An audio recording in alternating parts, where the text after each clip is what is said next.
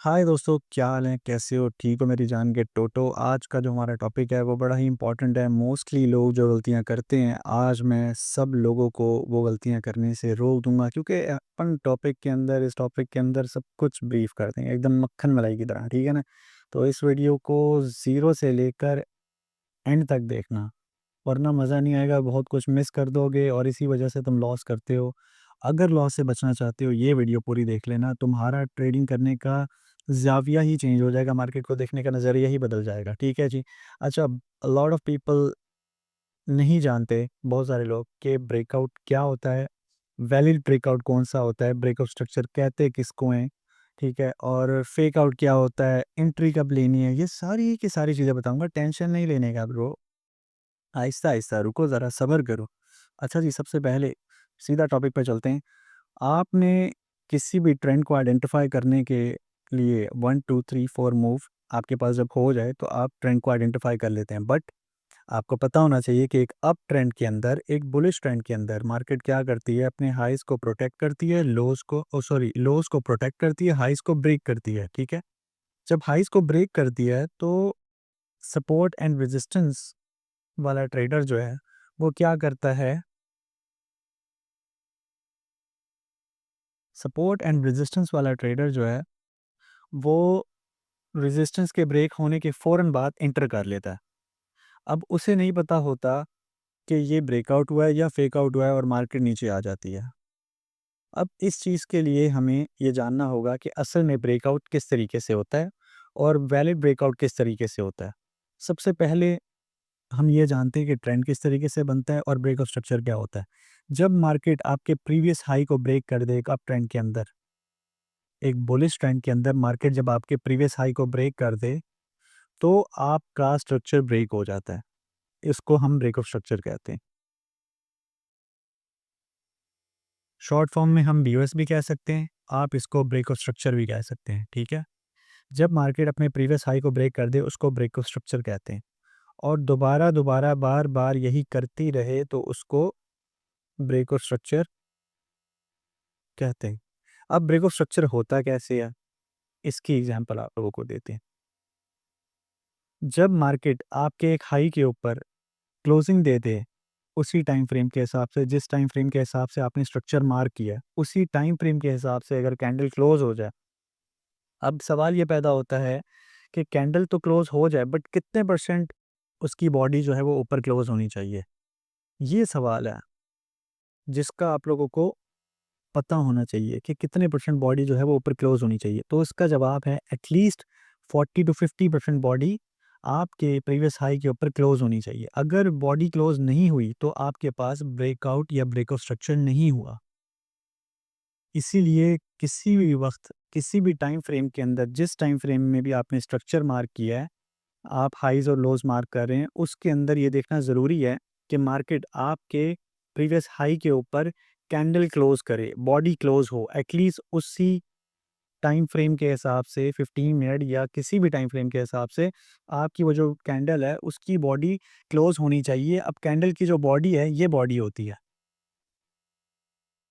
ये बॉडी है, ये विक नहीं।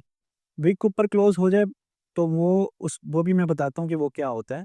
आपकी बॉडी क्लोज़ होनी चाहिए। एक दफ़ा 40-50% बॉडी क्लोज़ हो जाए, तो आपने एंटर नहीं करना। बहुत सारे लोग ब्रेकआउट स्ट्रक्चर के फ़ौरन बाद ही एंट्री कर लेते हैं, जो कि सबसे ज़्यादा रिस्की है।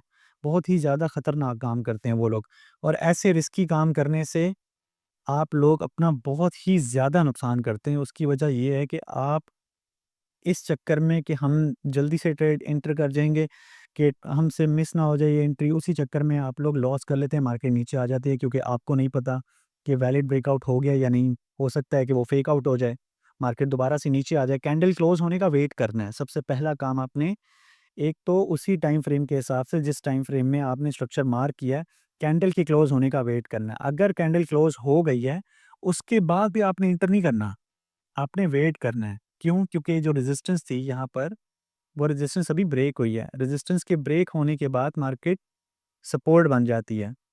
वही एरिया सपोर्ट बन जाता है, और इसी सपोर्ट पर मार्केट जब आए, तब आप एंटर करते हैं। अब एंटर किस तरीके से करते हैं, वो भी मैं आपको बताऊँगा। बट रूल नंबर 1 ये हमेशा याद रखें कि एटलीस्ट 30, 40, 30 नहीं 40 या 50% बॉडी क्लोज होनी चाहिए उसी टाइम फ्रेम के स्ट्रक्चर को ब्रेक करने के लिए, ठीक है? कैंडल का कलर कोई भी हो सकता है, मसला नहीं है। लेकिन अब फेक आउट क्या होता है? फेक आउट के बारे में भी बात करते हैं। अगर इस तरीके से कैंडल बने जिसकी विक बहुत बड़ी हो ऊपर से और उसने आपके प्रीवियस हाई के ऊपर क्लोजिंग नहीं दी, क्लोजिंग नहीं हुई भाई, तो वो फेक आउट है।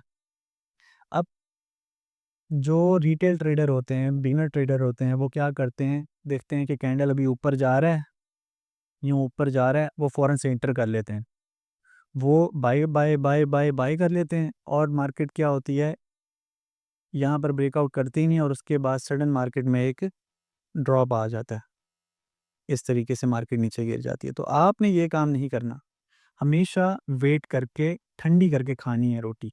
अगर आप जल्दबाज़ी में गरम-गरम रोटी खाएँगे तो आपका मुँह जल जाएगा। इसीलिए आपने वेट करना है, सेटअप को बनने दें। एक दफ़ा ब्रेकआउट हो जाए, उसके बाद आपने एंटर करना है। ये फेक आउट होता है। फेक आउट भी क्यों होता है? क्योंकि बहुत सारे लोग जो यहाँ पर सेल में बैठे होते हैं, मार्केट उनको निकालने के लिए यहाँ पर आती है। उन सबको यहाँ पर निकाल कर फिर मार्केट दूसरी डायरेक्शन में चली जाती है। तो इसलिए आपने कभी भी पैनिक नहीं करना, जल्दबाज़ी नहीं करनी और जल्दबाज़ी में ट्रेड नहीं करनी अनटिल आपका सेटअप बन नहीं जाता। ठीक है जी? अब ये फेक आउट होता किस तरीके से, ये देखें, इस तरीके से आती है मार्केट, थोड़ा बहुत यहाँ पे रेंज करेगी, रेंज करने के बाद ऊपर जाएगी और फ़ौरन नीचे आ जाएगी। यानी कि बॉडी क्लोज़ नहीं होगी, या अगर क्लोज़ भी होगी तो 10-20% बॉडी क्लोज़ होगी और ऊपर एक बड़ी विक होगी और गैर मामूली सी विक भी हो सकती है और प्राइस अपनी डायरेक्शन को चेंज कर लेती है। अब अगर आप सेफ एंटर करना चाहते हैं, तो सेफ एंटर करने के लिए आपको क्या करना चाहिए? आपको करना चाहिए कि एक यहाँ पर मोमेंटम कैंडल यहाँ पे बने, ठीक है? उस मोमेंटम कैंडल के बनने के बाद आप वेट करें, प्राइस यहाँ पर आए, टेस्ट करे। अब यहाँ जब टेस्ट करने आ रही है, आपके सामने इस रेजिस्टेंस का ब्रेक हुआ, ये एक रेजिस्टेंस थी। इस रेजिस्टेंस के ब्रेक होने के बाद अब आप क्या करेंगे कि प्राइस यहाँ पर दोबारा टेस्ट करने आए, यहाँ पर नीचे से अब आपको रिजेक्शंस कैंडल मिलनी चाहिए, यानी ऐसी कैंडल जिनमें नीचे से रिजेक्शंस आपको मिले।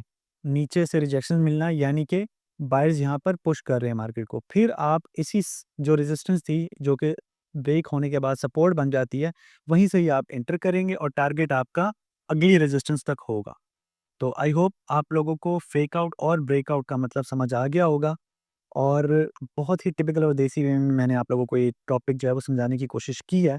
तो आई होप आगे से आप लोग इस चीज़ का ख़्याल रखेंगे और जल्दबाज़ी करके अपना नुकसान नहीं करेंगे। ठीक है? तो मिलते हैं नेक्स्ट वीडियो में। आज के लिए इतना।